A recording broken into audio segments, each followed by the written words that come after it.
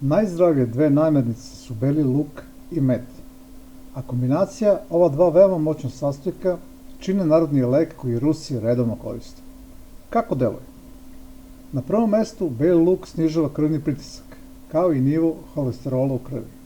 Odmah iza toga ovo začinsko povrće ima antibiotsko dejstvo, pa se često koristi za suzbijanje prehlada i gripa kao i preventiva protiv ovih bolesti.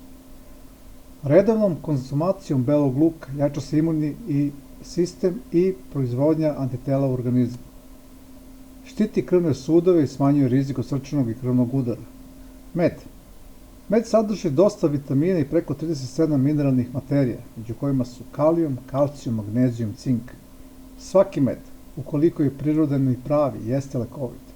Nije bitno od koje biljke je nastao, pomaže kod kašlja, problema sa bronhijama i respiratornim tegobama. A evo i kako se pravi jedan od najdelotvornijih narodnih lekova protiv prehlade i virusa.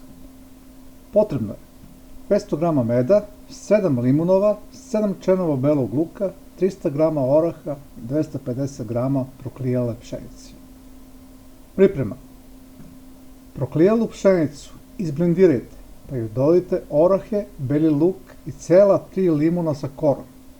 Od preostalih limunova iscedite sok koji ćete dodati u ovu mešavinu. Zatim, u sve to dodajte med i izmešajte da se svi sastojci sjedine. Ovu mešavinu čuvajte u staklenoj tegli ili posudi u frižideru i konzumirajte je tek nakon što ostaje 3 do 4 dana.